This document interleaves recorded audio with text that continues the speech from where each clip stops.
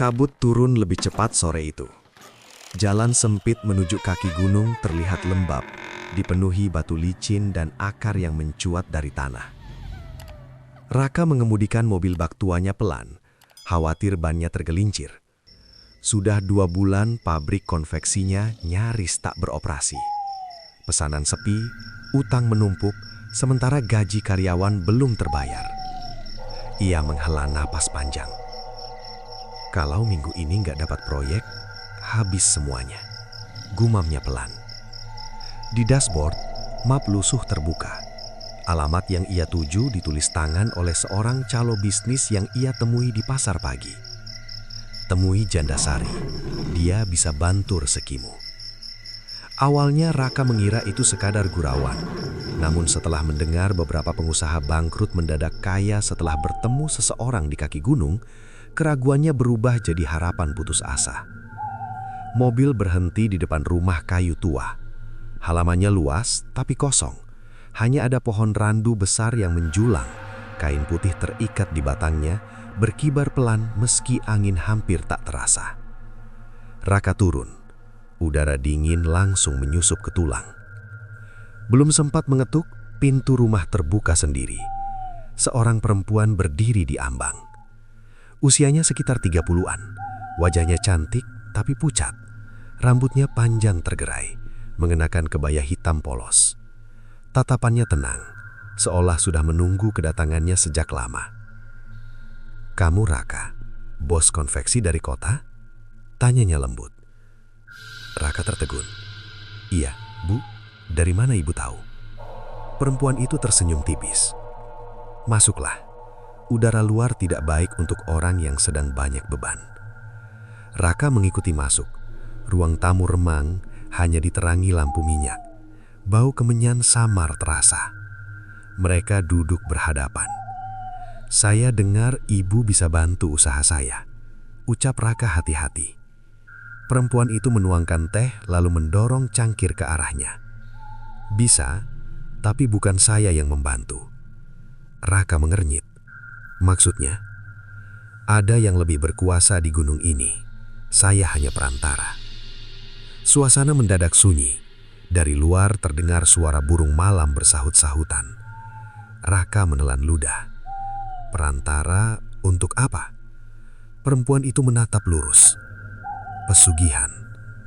Kata itu jatuh pelan tapi terasa berat. Raka terdiam cukup lama. Tangannya mengepal di atas lutut. "Saya bukan orang begitu, Bu."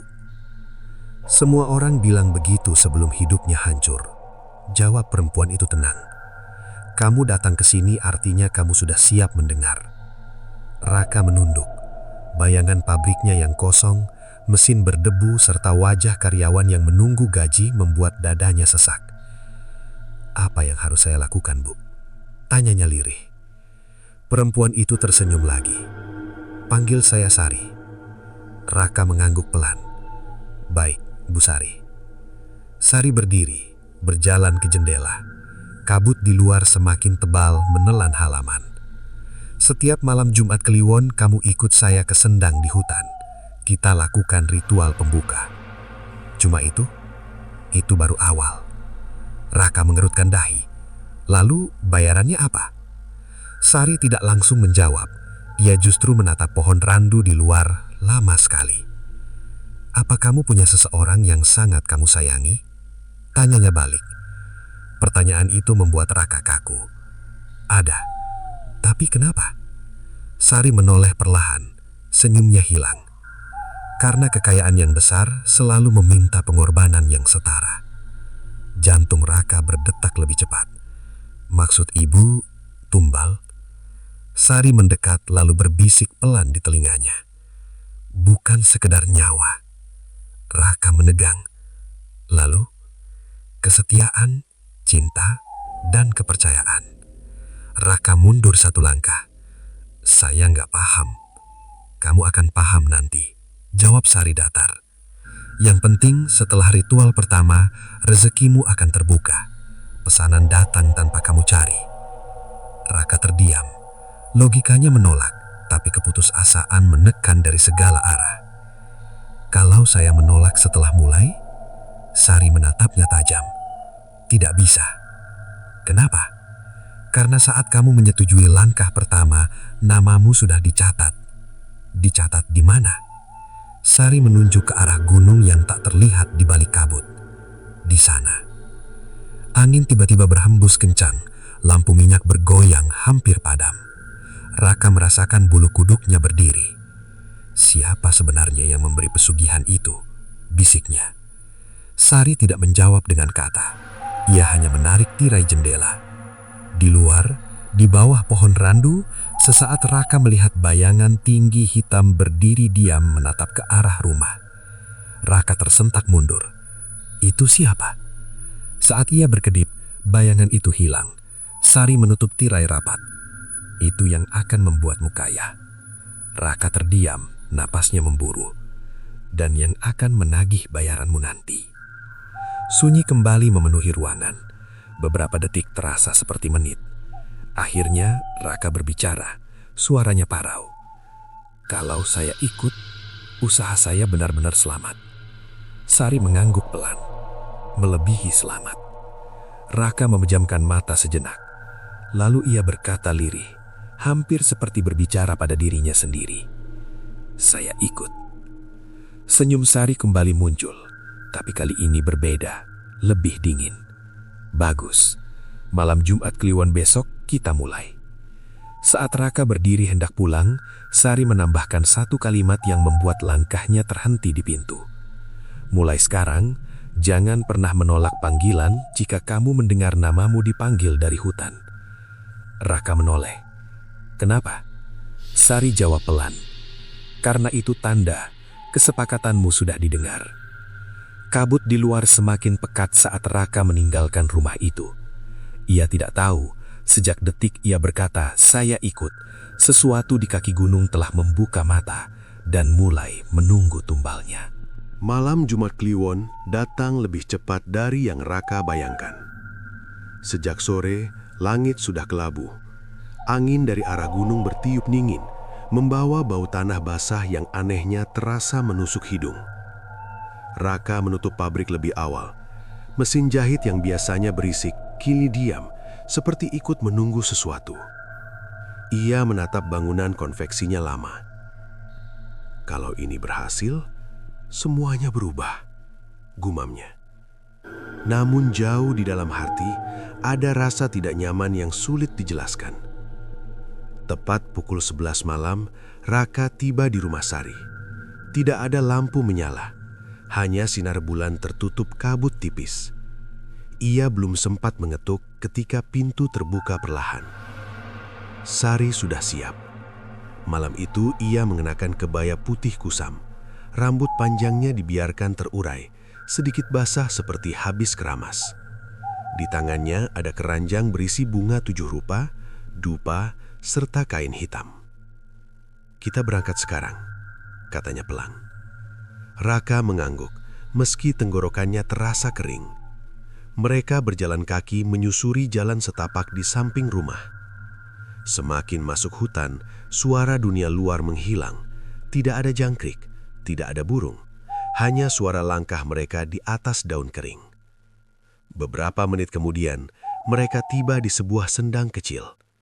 Airnya tenang, tertutup kabut yang menggantung rendah di permukaan. Pohon besar mengelilingi tempat itu, akarnya menjalar seperti ular. Raka berhenti di tepi. Ini tempatnya, bisiknya. Sari mengangguk. Lepas bajumu, mandi dulu. Raka tertegun. Sekarang?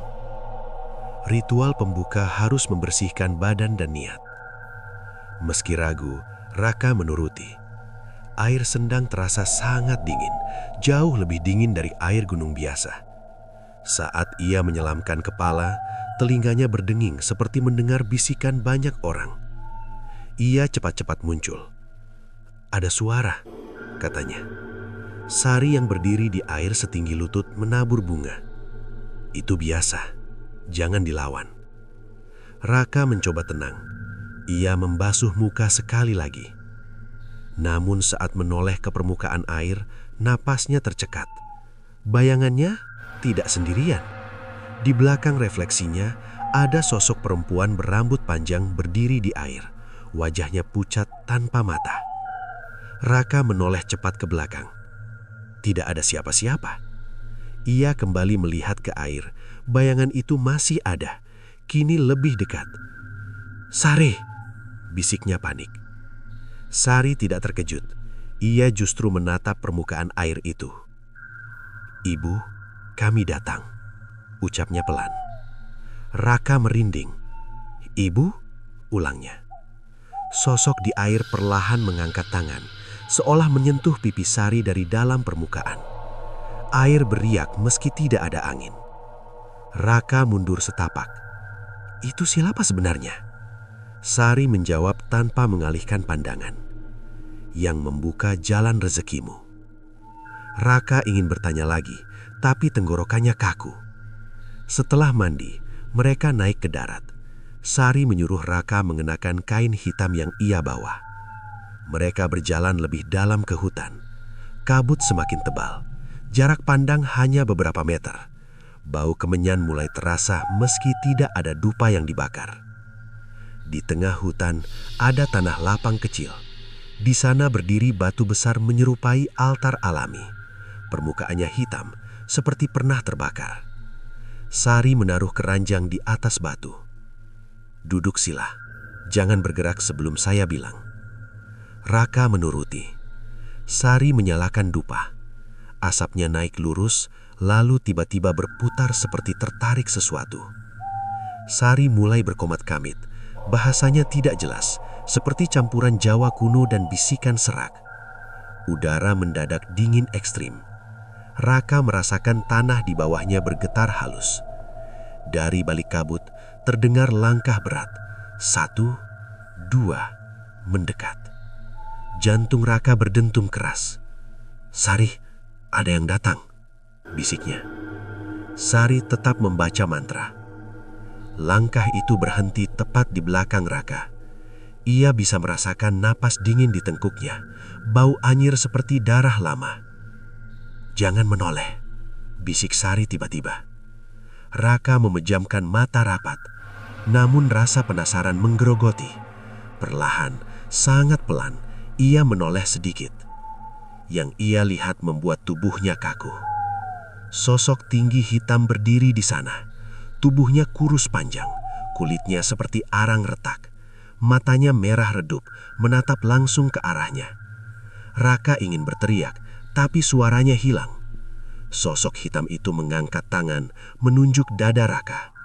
Lalu terdengar suara, bukan dari mulut, tapi langsung di kepala. "Namamu sudah kami terima." Raka tersentak mundur, jatuh dari posisi duduk. Saya mau pulang," teriaknya panik.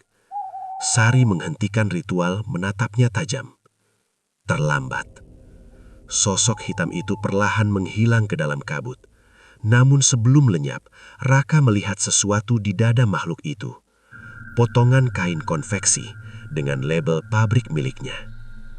Raka membeku. "Itu kain saya." Sari mengangguk pelan. "Sejak kamu setuju kemarin, mereka sudah mulai bekerja." Raka menatap altar, napasnya kacau. "Artinya, pesananmu akan datang. Banyak."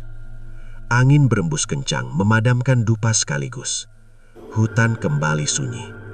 Saat mereka berjalan pulang, Raka merasa langkah ketiga selalu terdengar di belakang mereka.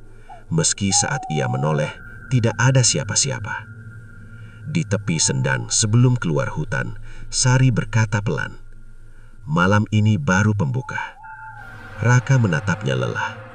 Kalau pembuka saja sudah begini, lanjutannya bagaimana? Sari tersenyum samar. Lebih menguntungkan.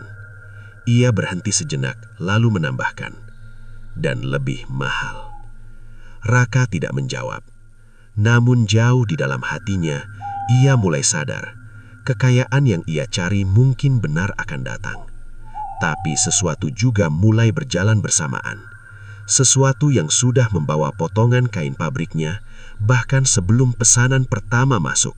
3 hari setelah ritual disendang, perubahan mulai terasa. Pagi itu Raka datang ke pabrik lebih awal.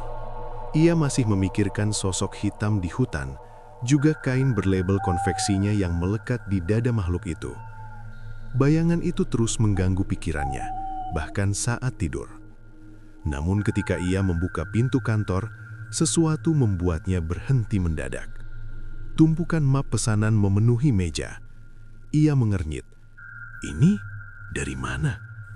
Padahal kemarin sore meja itu kosong. Raka membuka satu map. Isinya formulir pemesanan seragam sekolah. Jumlahnya ribuan potong. Ia membuka map lain. Pesanan jaket komunitas. Lalu seragam pabrik. Semua dalam jumlah besar. Tangannya bergetar. Tak lama ponselnya berdering. Halo, benar dengan Pak Raka, pemilik konveksi? Iya, saya sendiri. Saya mau konfirmasi pesanan 5.000 potong kaos. Bisa selesai 3 minggu? Raka terdiam beberapa detik. Bisa, Pak. Telepon belum sempat ditutup, panggilan lain masuk. Lalu pesan email, lalu WhatsApp, lalu telepon lagi. Dalam waktu 1 jam, pabrik yang sebelumnya sepi mendadak kebanjiran order. Raka terduduk di kursinya, bingung sekaligus takjub. Ini benar-benar terjadi, bisiknya. Siang harinya ia mengumpulkan karyawan. Semua tampak heran melihat suasana mendadak sibuk. Pak, ini pesanan dari mana? Banyak banget. Tanya Denny, kepala produksi. Raka menghela nafas pendek. Relasi lama, mungkin percaya lagi. Ia tidak mungkin menceritakan ritual hutan itu. Mesin jahit kembali hidup. Suara berisik memenuhi ruangan. Pabrik yang sempat mati kini terasa bernafas lagi. Namun menjelang sore, keanehan pertama muncul. Seorang penjahit perempuan bernama Wati tiba-tiba berhenti bekerja. Tangannya gemetar memegang kain. Pak, ini kain bau, katanya. Raka mendekat. Bau apa? Kayak amis. Raka mencium kain itu. Awalnya tak ada yang aneh, tapi setelah beberapa detik tercium aroma anyir tipis. Seperti darah kering. Perasaan tadi nggak ada, gumamnya. Ia mencoba tenang. Mungkin lembab dari gudang. Produksi terus berjalan, namun malam lembur pertama membawa kejadian lebih aneh. Sekitar pukul 10, listrik pabrik sempat redup. Mesin-mesin melambat, lalu normal lagi. Tak lama, terdengar teriakan dari ruang potong kain. Raka berlari ke sana. Ia mendapati seorang karyawan pria terduduk di lantai, wajahnya pucat pasi. Ada apa? Tanya Raka. Pria itu menunjuk tumpukan kain. Tadi ada yang berdiri di situ, Pak. Silapa? Kita doang di sini. Bukan orang. Maksudmu? Pria itu menelan ludah. Tinggi, hitam, matanya merah. Jantung Raka langsung berdetak keras. Bayangan di hutan terlintas jelas di kepalanya. Itu cuma halusinasi, kamu kecapean, katanya cepat, berusaha menenangkan suasana. Namun saat Raka menoleh ke tumpukan kain itu, ia melihat sesuatu yang membuat nafasnya tercekat. Di antara lipatan kain, ada potongan benang hitam bergerak sendiri, seperti cacing, lalu menghilang. Raka berkedip. Saat ia melihat lagi, tidak ada apa-apa. Ia mulai gelisah. Malam makin larut. Karyawan pulang satu persatu. Tersisa Raka dan 2 staf finishing. Saat ia memeriksa hasil jahitan, ia menemukan sesuatu di bagian dalam salah satu seragam. Tulisan kecil dijahit dengan benang merah. Lunas 1. Raka membeku. Ia memanggil staf. Kalian nulis ini? Mereka geleng cepat. Enggak, Pak. Dari tadi kita jahit biasa. Raka merobek bagian itu. Tangannya dingin. Belum hilang keterjekutannya, terdengar suara mesin jahit menyala sendiri di ruangan belakang. Raka berjalan pelan ke sana. Lampu ruangan berkedip. Mesin di pojok bergerak tanpa operator. Jarumnya naik turun, menjahit kain kosong. Raka mendekat dengan nafas tertahan. Perlahan ia melihat hasil jahitannya. Bukan pola baju, melainkan bentuk seperti nama seseorang. Saat kain itu terangkat, Raka membaca jelas. Wati. Tiba-tiba mesin berhenti. Sunyi. Raka mundur setabak. Detik berikutnya, dari arah toilet terdengar suara benda jatuh diikuti jeritan perempuan. Ah! Raka berlari. Ia mendapati Wati tergeletak di lantai, pingsan. Di lengannya ada goresan panjang seperti bekas sayatan jarum raksasa. Darahnya menetes ke lantai, membentuk garis tipis menuju lorong gudang. Raka menelan ludah. Ia mengikuti garis darah itu. Sampai di pintu gudang, langkahnya berhenti. Di dalam, di antara gulungan kain, berdiri sosok tinggi hitam yang sama seperti di hutan. Matanya merah redup. Di tangannya tergenggam gulungan benang yang ujungnya menancap ke arah ruang produksi, seolah terhubung ke semua mesin. Makhluk itu menoleh pelan ke arah Raka. Lalu suara berat kembali terdengar di kepalanya. "Pesananmu berjalan." Raka gemetar. Makhluk itu melanjutkan, "Tumbalmu juga." Lampu gudang langsung padam. Saat menyala kembali, sosok itu hilang. Yang tersisa hanya gulungan benang hitam di lantai, basah oleh darah. Malam itu Raka tidak pulang. Ia duduk sendirian di kantor, menatap tumpukan pesanan yang terus bertambah lewat email. Usahanya memang bangkit, lebih cepat dari yang ia bayangkan. Namun kini ia mengerti satu hal. Setiap jahitan yang dikerjakan, setiap kain yang selesai, tidak hanya dibayar dengan uang, tapi juga sesuatu yang mulai diambil, sedikit demi sedikit, dari orang-orang di pabriknya. Sejak kejadian di gudang, suasana pabrik tidak pernah benar-benar tenang. Meski pesanan terus berdatangan, wajah para pekerja tidak lagi seantusias sebelumnya. Mereka bekerja cepat, tapi sering menoleh ke belakang, seolah merasa diawasi. Raka mencoba mengabaikan rasa takutnya sendiri. Baginya, produksi harus tetap berjalan. Jika berhenti sekarang, semua ritual yang sudah dilakukan terasa sia-sia. Namun, kejadian demi kejadian mulai sulit dijelaskan dengan logika. Mesin sering menyala sendiri saat dini hari. Benang kusut membentuk simpul aneh seperti tulisan. Dan hampir setiap malam, bau anyir makin kuat di ruang jahit. Yang paling berubah adalah Wati. Sejak pingsan malam itu, ia kembali bekerja. Tapi sikapnya berbeda. Ia jarang bicara, tatapannya kosong. Tangannya menjahit sangat cepat, jauh lebih cepat dari biasanya. Suatu sore, Raka memperhatikannya dari jauh. "Wat, kamu gak capek?" tanyanya. Wati berhenti menjahit pelan, lalu menoleh. Senyumnya tipis, terlalu kaku. "Kerja harus cepat, Pak, biar lunas." Raka mengernyit. "Lunas apa?" Wati tidak menjawab. Ia kembali menjahit, lebih cepat dari sebelumnya. Jarum mesin naik turun seperti tak terkendali. Raka mulai tidak nyaman. Malam itu, karena target produksi tinggi, beberapa karyawan lembur, termasuk Wati dan seorang pria bernama Hendra, karyawan paling setia yang sudah bekerja sejak pabrik berdiri. Sekitar pukul 11, hujan turun deras. Atap seng berisik dipukul air. Raka sedang di kantor ketika Hendra masuk. "Pak, saya pamit cek gudang kain belakang. Tadi kayak ada yang jatuh." Raka mengangguk. "Cepat ya, habis itu pulang." Hendra tersenyum. "Siapa?" Itu terakhir kali Raka melihatnya malam itu. Menjelang tengah malam, listrik kembali redup seperti malam sebelumnya. Mesin melambat, lalu normal lagi. Namun Hendra tak kunjung kembali. Raka mulai curiga. Ia berjalan ke gudang belakang, melewati lorong panjang yang lampunya setengah mati. Suara hujan di luar membuat suasana makin mencekam. "Hendra?" panggilnya. Tidak ada jawaban. Pintu gudang terbuka sedikit. Dari celahnya, bau anyir menyengat keluar. Raka mendorong pintu perlahan. Gudang gelap. Hanya lampu darurat redup di pojok. "Hendra, kamu di dalam?" Sunyi.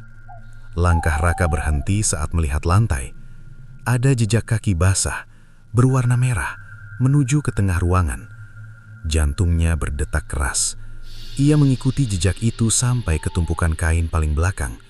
Di sana, ia menemukan sepatu Hendra tergeletak. "Hendra?" bisiknya. Tiba-tiba terdengar suara mesin jahit dari dalam gudang, padahal tidak ada mesin di sana. Suara itu datang dari balik gulungan kain. Raka menyingkirkan kain satu persatu, dan yang ia lihat membuat tubuhnya kaku. Di tengah ruang kosong, berdiri sosok tinggi hitam itu lagi.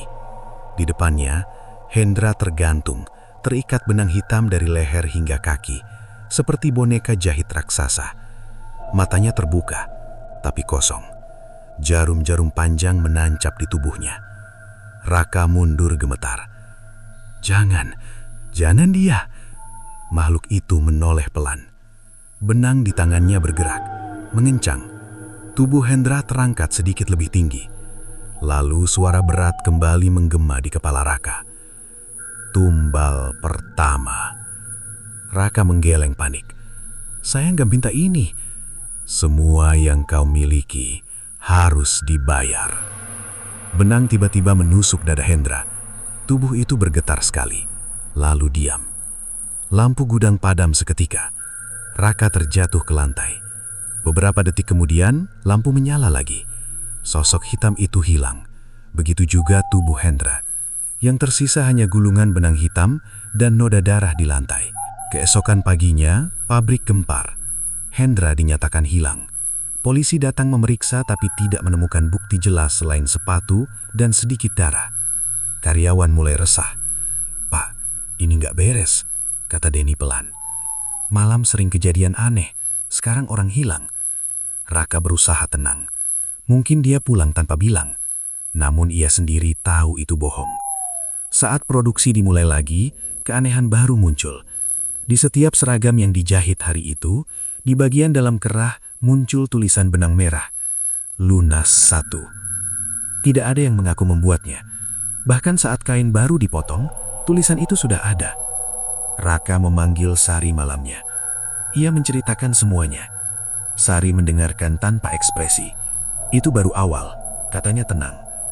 Raka membentak, suaranya bergetar. "Kamu bilang cuma ritual pembuka, bukan nyawa orang." Sari menatapnya datar. "Kamu pikir kekayaan besar datang tanpa harga?" Raka mengempalkan tangan. "Berhenti, saya mau berhenti." Sari tersenyum tipis. "Sudah saya bilang, tidak bisa." Raka menatapnya marah sekaligus takut. "Berapa lagi yang harus mati?" Sari mendekat, lalu berbisik pelan. "Tergantung seberapa besar kekayaan yang kau mau." Raka terdiam. Sari menambahkan dengan suara lebih dingin. "Dan itu baru tumbal dari luar." Raka mengernyit. "Maksudmu?" Sari menatap lurus ke matanya. "Nanti akan ada yang lebih dekat." Angin malam berhembus kencang di luar rumah. Untuk pertama kalinya sejak memulai pesugihan, Raka benar-benar merasa menyesal. Namun penyesalan itu datang terlambat. Karena di pabriknya itu saat, mesin jahit kembali menyala sendiri, menjahit satu nama baru di kain putih yang belum dipotong. Sejak hilangnya Hendra, suasana pabrik berubah drastis. Tak ada lagi tawa saat jam istirahat. Para pekerja datang, bekerja, lalu pulang tanpa banyak bicara. Beberapa bahkan mengajukan resign, meski Raka menahan dengan menaikkan upah. Anehnya, semakin banyak orang keluar, pesanan justru bertambah. Seolah ada tangan tak terlihat yang memastikan produksi tidak boleh berhenti. Malam-malam Raka kini dipenuhi mimpi buruk. Ia sering melihat Hendra berdiri di ujung ranjang, tubuhnya terikat benang hitam, matanya kosong. Kadang sosok itu berbisik, "Belum lunas." Raka terbangun dengan keringat dingin hampir setiap malam. Suatu malam, setelah pabrik tutup, Raka kembali menemui Sari. Rumah kayu itu tetap sunyi seperti biasa. Kabut menggantung rendah di halaman. Sari sudah menunggu di beranda, seolah tahu ia akan datang. "Kamu kelihatan lebih kurus," katanya pelan. Raka duduk tanpa banyak bicara. "Saya nggak bisa tidur." Sari menuangkan teh hangat. "Itu wajar, kamu sedang menyesuaikan diri." "Menyesuaikan diri lihat orang mati?" Sari tidak menjawab. Ia hanya menatap kabut di luar. Beberapa menit mereka diam. Anehnya, Raka merasa lebih tenang di dekat perempuan itu, meski ia tahu semua teror ini berhubungan dengannya. "Kenapa kamu bantu saya?" tanya Raka tiba-tiba. Sari menoleh. "Karena kamu butuh. Banyak orang butuh juga." Sari tersenyum samar. "Tapi nggak semua berani datang ke kaki gunung." Jawaban itu membuat Raka terdiam. Malam semakin larut, hujan tipis turun membuat udara makin dingin. Tanpa sadar, obrolan mereka melebar tentang masa lalu, tentang usaha, tentang kesepian setelah kehilangan pasangan. Raka baru tahu suami Sari meninggal belasan tahun lalu. Sejak itu saya sendiri, ucap Sari pelan. Kamu gak nikah lagi? Sari menggeleng. Gak bisa. Kenapa? Sari tidak langsung menjawab. Tatapannya kosong, seperti mengingat sesuatu yang jauh. Ada ikatan yang gak bisa dilepas. Raka tidak paham, tapi ia tidak memaksa. Malam itu untuk pertama kalinya mereka tertawa kecil, meski hanya sebentar. Ada rasa hangat yang aneh di dada Raka, perasaan yang sudah lama hilang sejak istrinya meninggal bertahun lalu. Tanpa ia sadari, jarak mereka semakin dekat. Hari-hari berikutnya Raka lebih sering datang. Kadang hanya untuk minum teh, kadang sekedar duduk diam. Setiap kali di dekat Sari, mimpi buruknya berkurang. Ia mulai merasa nyaman. Suatu malam, saat kabut sangat tebal, listrik rumah Sari padam. Mereka hanya diterangi lampu minyak kecil. Raka menatap wajah Sari yang terlihat lebih lembut dalam cahaya redup. Sari, panggilnya pelan. Perempuan itu menoleh. Iya. Raka ragu beberapa detik, lalu berkata, "Kamu gak pernah merasa sendirian?" Sari tersenyum tipis. Setiap hari. Jawaban itu membuat keberanian Raka muncul. Ia menggenggam tangan Sari. Perempuan itu tidak menolak. Tangannya dingin tapi lembut. "Kita sama-sama sendiri," kata Raka. Sari menatapnya lama. "Apa kamu yakin mau dekat dengan saya? Kenapa enggak?" Sari tidak menjawab dengan kata. Ia hanya mendekat sampai jarak mereka nyaris tanpa uang. Malam itu, batas yang seharusnya tidak dilewati akhirnya runtuh. Sejak saat itu, hubungan mereka berubah. Raka bukan hanya datang untuk ritual atau bicara soal usaha. Ia datang sebagai pria yang jatuh hati. Ia merasa menemukan seseorang yang mengerti kesepiannya. Tapi kebahagiaan itu tidak datang tanpa bayangan gelap. Suatu malam, setelah mereka duduk di beranda, Raka berkata, "Sari, kalau semua ini selesai, aku mau nikah sama kamu." Sari yang sedang menatap kabut langsung terdiam.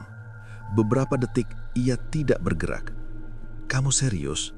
tanyanya pelan. "Iya, aku gak peduli masa lalu kamu." Sari menunduk. "Aku peduli." "Kenapa?" Sari menoleh pelan. Tatapannya kali ini berbeda, lebih dalam, lebih dingin. "Aku gak bisa nikah dengan manusia." Raka mengernyit. "Maksud kamu?" Sari berdiri, berjalan ke halaman. Kabut malam itu sangat tebal, hampir menelan tubuhnya. Raka ikut mendekat. "Sari, jelasin." Perempuan itu berhenti di bawah pohon randu, lalu berkata pelan tanpa menoleh, "Aku sudah punya suami." Raka terdiam. "Kamu bilang dia sudah meninggal?" Sari mengangguk pelan. "Secara dunia, iya." "Lalu kenapa?" "Terus?" Sari akhirnya menoleh. Wajahnya pucat, matanya redup. "Aku dinikahkan dengan penguasa di gunung ini." Jantung Raka seperti berhenti sesaat. Itu maksudnya ritual. Lebih dari itu. Angin tiba-tiba berhembus kencang.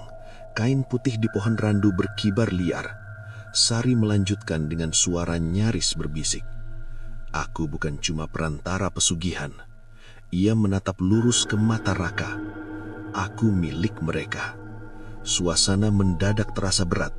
Dari balik kabut, samar-samar muncul bayangan tinggi hitam berdiri jauh di antara pepohonan, mengawasi. Raka mundur setapak. "Sari, kamu bercanda kan?" Sari menggeleng pelan. "Kamu boleh dekat denganku." Ia berhenti sejenak, tapi jangan pernah berharap bisa memilikinya. Raka tidak menjawab. Di satu sisi ia takut, di sisi lain perasaannya sudah terlalu dalam. Dan tanpa ia sadari, hubungan terlarang itu bukan hanya melanggar dunia manusia, tapi juga mulai mengusik sesuatu di gunung. sesuatu yang merasa haknya sedang direbut. Hubungan Raka dan Sari semakin dekat. Namun ketenangan yang ia rasakan setiap bertemu perempuan itu tidak pernah bertahan lama. Begitu kembali ke pabrik, suasana mencekam selalu menunggunya. Produksi berjalan tanpa henti. Pesanan terus berdatangan, bahkan melebihi kapasitas normal. Anehnya, meski pekerja berkurang sejak hilangnya Hendra, target tetap tercapai. Seolah ada tenaga tambahan yang tak terlihat ikut bekerja. Suatu pagi, Denny menghampiri Raka di kantor. "Pak, saya mau ngomong serius." Raka mengangkat kepala. "Ada apa?" Denny terlihat ragu. "Anak-anak takut lembur lagi." "Kenapa? Kita lagi banyak order." Denny menelan ludah. "Mesin sering nyala sendiri. Kemarin kain potongan bergerak." Raka menghela napas, mencoba tenang. "Kalian kecapean." "Bukan, Pak. Saya lihat sendiri." Raka tidak menjawab. Ia tahu Denny tidak berbohong, karena ia sendiri pernah melihat hal serupa. Namun, pabrik tidak boleh berhenti. "Tambahin doa sebelum kerja," ucapnya singkat. Denny tidak puas, tapi ia hanya mengangguk. Teror makin nyata malam berikutnya. Lembur kembali dilakukan karena tenggat waktu mepet. Hanya 6 pekerja yang bersedia tinggal. Sekitar pukul 10 malam, listrik stabil. Mesin berdengung normal. Namun, tiba-tiba, satu mesin jahit di sudut ruangan menyala sendiri.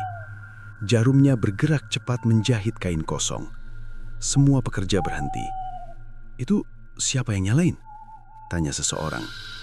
Tidak ada yang menjawab. Raka berjalan mendekat, mencoba berani. Mesin itu menjahit pola aneh. Bukan baju, bukan sambungan kain, melainkan seperti bentuk tangan manusia. Tiba-tiba, benang di mesin itu putus. Lalu ujungnya bergerak di lantai, seperti hidup. Salah satu pekerja perempuan menjerit. Benang itu merayap menuju tumpukan kain, lalu menghilang di dalamnya. Belum sempat semua tenang, terdengar suara dari ruang potong. "Bruk!"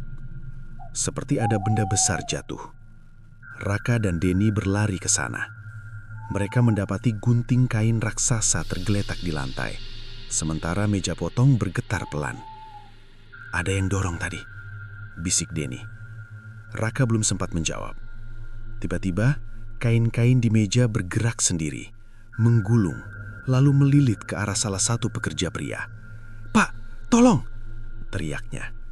Kain itu membungkus tubuhnya cepat seperti ular. Raka dan Denny menarik kain itu kuat-kuat sampai lilitannya lepas.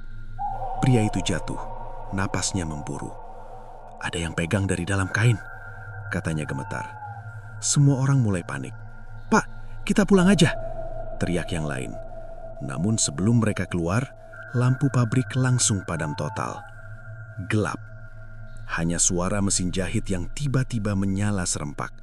Bunyi jarum naik turun terdengar dari segala arah, padahal tidak ada listrik. Raka menyalakan senter ponselnya.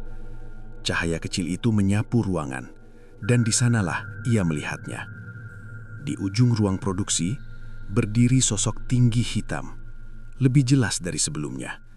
Tubuhnya kurus panjang, dipenuhi benang yang menjuntai dari kulitnya. Matanya merah redup menatap mesin-mesin yang bergerak sendiri. Namun kali ini, ia tidak sendirian. Di belakangnya berdiri beberapa sosok lain, lebih samar, tapi bentuknya manusia, terikat benang dari leher hingga kaki. Wajah mereka pucat. Beberapa tampak seperti karyawan pabrik, termasuk Hendra. Raka membeku. "Itu mereka," bisiknya. Denny yang melihat langsung jatuh terduduk. Sosok tinggi itu mengangkat tangan. Benang-benang yang terhubung ke mesin langsung menegang. Semua mesin menjahit lebih cepat, lebih kasar. Suara jarum seperti menembus daging, bukan kain. Lalu suara berat itu kembali terdengar di kepala Raka. "Produksi harus berjalan." Raka gemetar. "Kami sudah kerja. Cukup." "Belum." Sosok itu menunjuk para arwah di belakangnya. Mereka milik kami. Raka menggeleng panik. Lepasin mereka. Sosok itu mendekat satu langkah. Lantai bergetar halus. Kekayaanmu dari tenaga mereka. Raka tersadar sesuatu. Jadi yang bantu produksi selama ini tumbalmu. Lampu tiba-tiba menyala kembali. Semua sosok hilang. Mesin berhenti. Ruangan kembali normal. Kecuali satu hal. Di meja jahit tengah ada selembar kain baru dijahit. Raka mendekat perlahan. Di kain itu tergambar bentuk wajah manusia, dijahit benang hitam, dengan mata merah kecil di kedua lubangnya. Di bawahnya tertulis dengan benang merah, Lunas 2. Raka menutup mulutnya. Denny mundur ketakutan. Siapa lagi, tak? Raka tidak menjawab, namun pikirannya langsung tertuju pada satu nama, Wati. Ia berlari ke ruang jahit. Kursi Wati kosong. Mesinnya masih menyala pelan, menjahit tanpa kain. Di lantai hanya ada gulungan benang hitam basah, seperti baru dicelup darah. Malam itu, satu hal menjadi jelas bagi Raka. Pabriknya memang hidup kembali. Produksi tidak pernah gagal. Target selalu tercapai. Namun bukan manusia yang bekerja di balik kesuksesan itu, melainkan para tumbal yang kini jumlahnya bertambah dan masih terus ditagih. Setelah hilangnya Wati, ketakutan di pabrik berubah menjadi keputusasaan. Separuh pekerja mengundurkan diri dalam 1 minggu. Sisanya bertahan hanya karena butuh uang, bukan karena percaya tempat itu masih aman. Namun seperti sebelumnya, semakin sedikit pekerja, produksi justru tetap lancar. Mesin tetap hidup, pesanan terus selesai tepat waktu. Raka tahu siapa yang menggantikan tenaga manusia. Ia tak perlu melihat lagi sosok-sosok terikat benang itu untuk mengerti. Setiap malam, suara mesin tetap terdengar meski listrik dipadamkan. Setiap pagi, baju-baju jadi dengan sendirinya. Dan di hampir setiap kerah bagian dalam, tulisan merah terus muncul. Lunas 3, Lunas 4. Raka berhenti menghitung karena ia takut mengetahui jumlah sebenarnya. Suatu malam, ia kembali mendatangi rumah Sari. Wajahnya pucat, matanya cekung karena kurang tidur. Sari menyambut seperti biasa, tenang seolah tidak ada yang salah. "Kamu datang lagi," ucapnya pelan. "Saya mau semua ini berhenti." Sari tidak kaget. Ia menuangkan teh seperti biasa. "Kamu selalu bilang begitu setelah ada yang hilang." Raka mengepalkan tangan. "Sekarang beda." "Bedanya?" "Mereka minta lebih." Sari terdiam beberapa detik. "Jadi kamu sudah dipanggil?" Raka mengernyit. "Dipanggil?" Sari menatap lurus. Ritual puncak. Udara malam terasa lebih dingin dari biasanya. Raka duduk kaku. "Apalagi yang harus saya lakukan?" Sari tidak langsung menjawab. Ia justru mengambil kain hitam dari lemari, sama seperti saat ritual pertama. "Malam Jumat Kliwon besok, kamu ikut saya lagi ke hutan." Raka menelan ludah. "Setelah itu selesai?" Sari menggeleng pelan. "Itu justru penentuan." "Penentuan apa?" Sari mendekat, suaranya merendah. "Kamu mau kekayaan sementara atau abadi?" Raka terdiam. Ia tahu jawabannya, tapi takut mendengar syaratnya. "Kalau abadi, bayarannya apa?" Sari menatapnya lama, kali ini tanpa senyum. "Persembahan terakhir." Raka langsung tegang. "Siapa?" Sari berdiri, berjalan ke jendela, menatap kabut tebal di luar. "Wanita yang paling kamu cintai." Jantung Raka berdetak keras. Ia berdiri cepat. "Tidak." Sari menoleh. "Itu syaratnya." "Saya nggak punya istri." "Ada." Raka terdiam. Sari melanjutkan pelan. "Aku." Sunyi memenuhi ruangan. Raka menatapnya tak percaya. "Kamu bercanda." Sari menggeleng. "Kamu sudah mengikat diri denganku. Perasaanmu, itu yang mereka inginkan." Raka mundur setapak. "Kenapa harus kamu?" "Karena tumbal terakhir harus yang paling dekat dengan hatimu." Raka menggeleng keras. "Saya nggak mau." Sari mendekat, wajahnya tenang tapi matanya dingin. "Kalau kamu menolak, semua yang sudah kamu dapat akan diambil." Saya rela miskin lagi. Sari tersenyum tipis. Kamu kira cuma uang yang diambil? Raka terdiam. Sari berbisik pelan. Nyawamu juga. Angin malam berembus kencang, membuat lampu minyak bergetar. Raka menatap lantai, pikirannya kacau. Ada cara lain? Tidak ada. Beberapa detik mereka diam. Lalu Sari berkata sesuatu yang membuat Raka semakin terpukul. Makanya, sebelum ritual puncak, nikahi aku. Raka langsung menatapnya. Apa? Supaya aku sah jadi persembahanmu. Kata-kata itu terdengar dingin, seolah ia bicara soal benda, bukan dirinya sendiri. Kamu gila, bisik Raka. Sari tidak tersinggung. Justru ia memegang tangan Raka pelan. Kalau kamu benar cinta aku, kamu akan lakukan. Raka menarik tangannya. Itu bukan cinta. Sari menatapnya tajam. Itu pengorbanan. Sunyi kembali jatuh di antara mereka. Dari luar rumah, terdengar suara ranting patah, seperti ada yang berjalan di halaman. Raka menoleh ke jendela. Di balik kabut, tampak bayangan tinggi hitam berdiri diam, lebih dekat dari biasanya, mengawasi. Sari berbisik, mereka sudah menunggu jawabanmu. Raka menelan ludah. Kapan ritualnya? Besok malam. Raka memejamkan mata, nafasnya berat. Kalau saya setuju, semua berhenti. Sari mengangguk pelan. Kekayaanmu abadi. Tumbal berhenti. Raka membuka mata lagi, menatap perempuan di depannya, yang kini berarti lebih dari sekedar perantara pesugihan. Perempuan yang entah sejak kapan benar-benar ia cintai. Namun justru itulah yang membuatnya dipilih. Sari mendekat, berbisik terakhir kali. Pilih kaya selamanya. Ia berhenti sejenak, atau kehilangan semuanya, termasuk aku. Di luar, kabut bergerak seperti hidup. Bayangan hitam itu perlahan mengangkat tangan, seolah memberi batas waktu. Dan untuk pertama kalinya sejak semua dimulai, Raka merasa keputusan yang harus ia buat lebih mengerikan daripada semua teror yang sudah ia lihat. Sejak meninggalkan rumah Sari, pikiran Raka tidak pernah tenang. Sepanjang perjalanan pulang, bayangan kata-kata itu terus berputar di kepalanya. Nikahi aku, lalu persembahkan aku. Ia menggenggam setir kuat-kuat sampai buku jarinya memutih. Hujan turun deras malam itu, membuat jalanan menuju kota terlihat buram. Namun yang membuat pandangannya kabur bukan hanya air hujan, melainkan kebimbangan yang menggerogoti hatinya. Sesampainya di rumah, ia tidak langsung masuk. Ia duduk lama di mobil, menatap kosong ke depan. Apa saya sanggup? Bisiknya.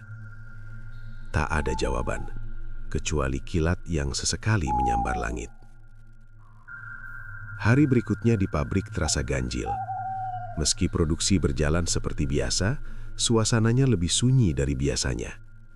Pekerja yang tersisa hampir tidak berbicara. Beberapa menunduk saat Raka lewat, seolah menyimpan rasa takut atau benci. Saat Raka memeriksa hasil jahitan, ia menemukan tulisan baru di kerah seragam. Menunggu lunas terakhir. Tangannya langsung dingin. Belum sempat ia bereaksi, Denny datang tergesa. "Pak, gudang belakang lagi." Raka langsung mengikuti. Di dalam gudang, kain-kain tersusun rapi seperti biasa. Tapi di tengah ruangan ada sesuatu yang berbeda. Sebuah gaun pengantin wanita tergantung di udara, dijahit dari potongan kain konveksinya sendiri. Benangnya hitam pekat, menjuntai sampai lantai. Denny mundur ketakutan. "Kita nggak pernah bikin ini, Pak." Raka mendekat perlahan. Di bagian dada gaun itu dijahit tulisan merah. Persembahan. Jantungnya berdetak keras. Ia langsung tahu untuk siapa gaun itu dibuat. Tiba-tiba lampu gudang berkedip. Di balik gaun itu muncul sosok tinggi hitam. Lebih jelas, lebih dekat. Matanya menyala redup menatap Raka. Lalu suara berat kembali menggema di kepalanya. Waktu hampir habis. Raka memejamkan mata kuat-kuat. "Saya belum jawab." "Jawabanmu sudah terlihat." Sosok itu menunjuk dada Raka. Hatimu sudah memilih. Lampu padam. Saat menyala kembali, gaun itu sudah jatuh ke lantai. Malam Jumat Kliwon tiba. Kabut di kaki gunung jauh lebih tebal dari biasanya. Bahkan lampu mobil tidak mampu menembusnya. Raka datang dengan langkah berat. Di tangannya, ia membawa cincin sederhana. Ia belum tahu apakah itu untuk pernikahan atau perpisahan. Sari sudah menunggu di bawah pohon randu. Malam itu ia mengenakan kebaya putih bersih. Rambutnya disanggul sederhana. Ia terlihat seperti pengantin, meski tanpa riasan. "Kamu datang," ucapnya pelan.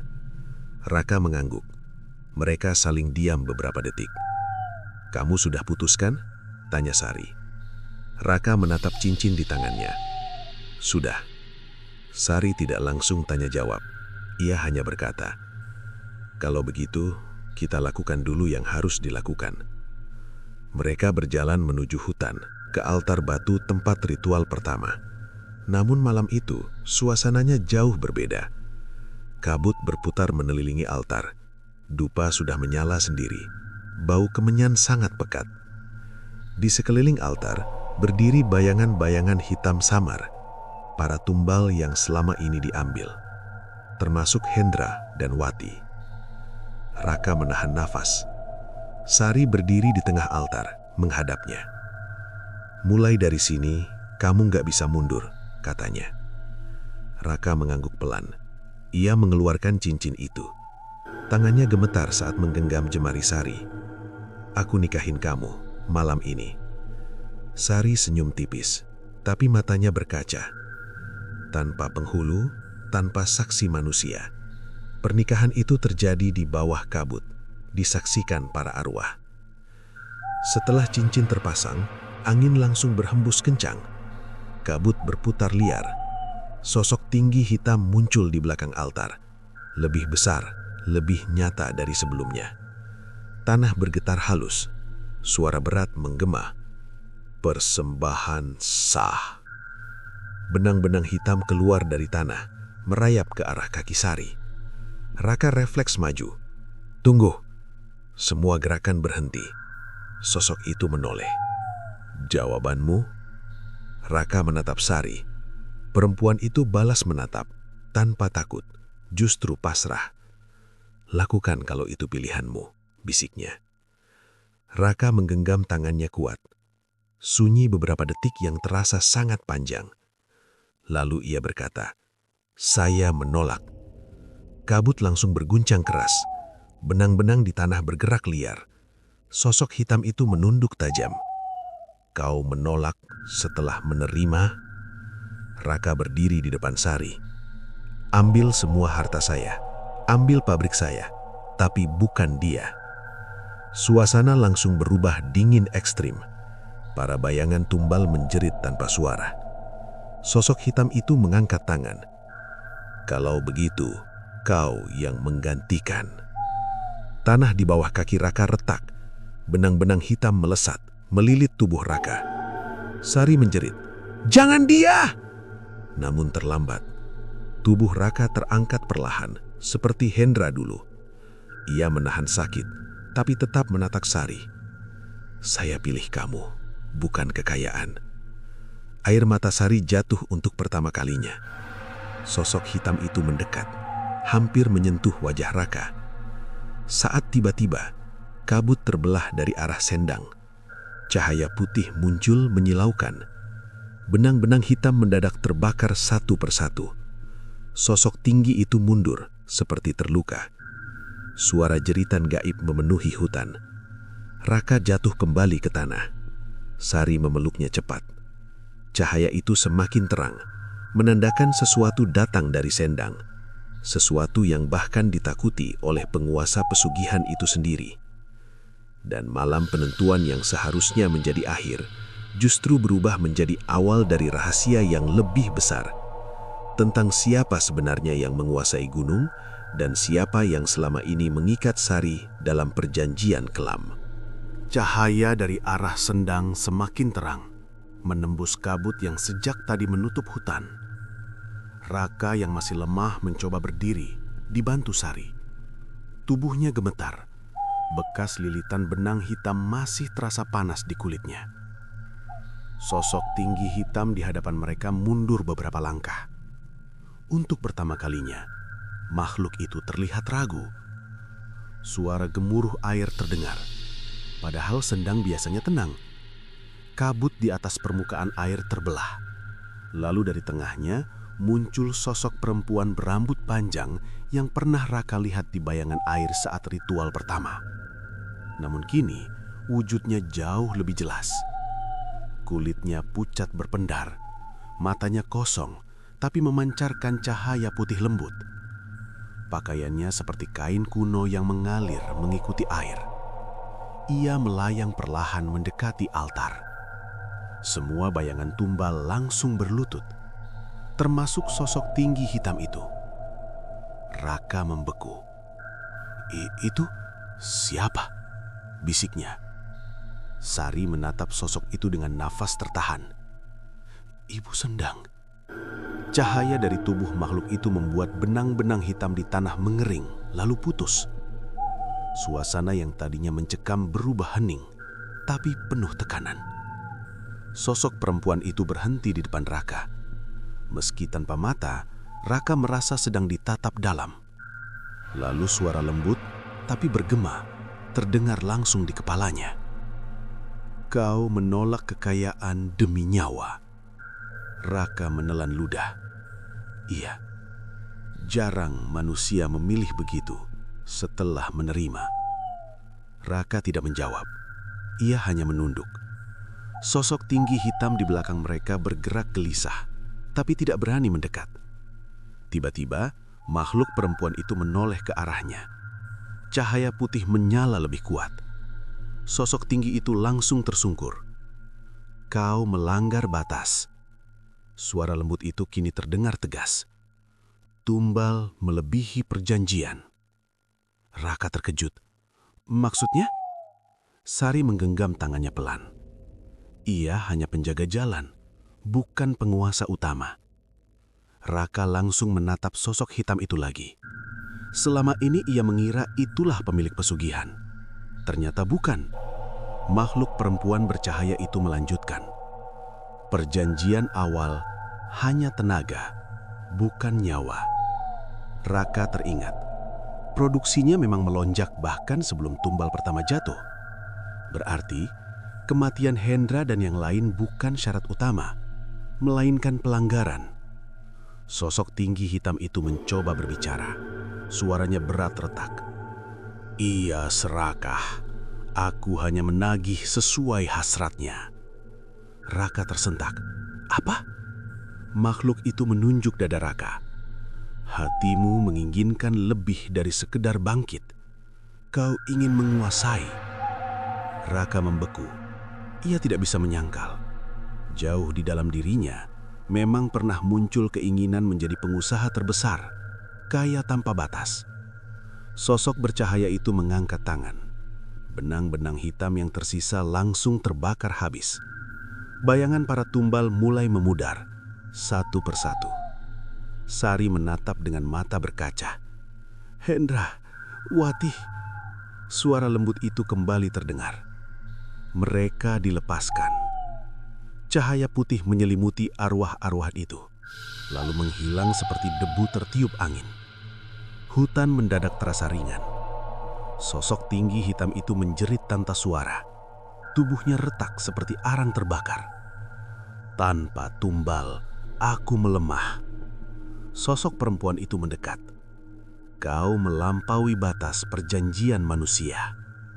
Dengan satu gerakan tangan, tubuh makhluk hitam itu hancur menjadi serpihan benang, lalu lenyap. Sunyi. Kabut perlahan menipis. Raka jatuh terduduk. Nafasnya berat. Jadi semua ini selesai. Sosok bercahaya itu menoleh padanya. Belum. Jantung Raka kembali tegang. "Perjanjianmu tetap ada." Raka menunduk. "Harta saya ambil saja." "Kekayaanmu tidak diambil." Raka terkejut. "Apa?" karena kau menolak tumbal terakhir. Sosok itu melanjutkan, namun pesugihanmu diubah. Diubah bagaimana? Cahaya putih menyentuh dada Raka. Hangat tapi berat. Rezekimu tetap mengalir, tapi sesuai usahamu, bukan bantuan gaib. Raka terdiam. Artinya pabriknya tidak akan hancur, tapi juga tidak lagi dibantu kekuatan gelap. Ia harus bekerja normal seperti dulu. Sosok itu lalu menoleh ke Sari. Perempuan itu langsung berlutut. "Ibu, ikatanmu dilepas." Sari langsung meneteskan air mata. Tubuhnya bersinar pelan, lalu benang halus yang tak kasat mata putus satu persatu dari punggungnya. Untuk pertama kalinya, wajahnya terlihat benar-benar bebas. Kau kembali menjadi penjaga manusia, bukan milik kegelapan. Sari menunduk haru. Cahaya di hutan mulai meredup. Sosok perempuan itu perlahan kembali mundur ke arah Sendang. Sebelum menghilang, ia berkata terakhir kali, "Ingat, kekayaan tanpa batas selalu menuntut batas nyawa." Cahaya lenyap, kabut hilang. Hutan kembali seperti biasa. Sepi, tapi tidak lagi menekan. Raka menatap Sari. Perempuan itu menatap balik, kini tanpa bayangan dingin di matanya. "Kita selamat?" tanya Raka pelan. Sari mengangguk. "Iya." Beberapa detik mereka diam. Lalu Raka berkata, "Pabrik saya masih jalan." Sari tersenyum tipis. "Jalan, tapi kamu harus kerja keras lagi." Raka tertawa kecil untuk pertama kalinya sejak semua dimulai. Ia menatap altar batu yang kini kosong. Semua teror, semua tumbal, semua perjanjian kelam berakhir di sana. Namun satu hal berubah selamanya. Ia kini tahu, kekayaan terbesar bukan datang dari pesugihan, melainkan dari keputusan di malam itu. Saat ia memilih menyelamatkan satu nyawa, daripada memiliki segalanya, tapi kehilangan kemanusiaannya.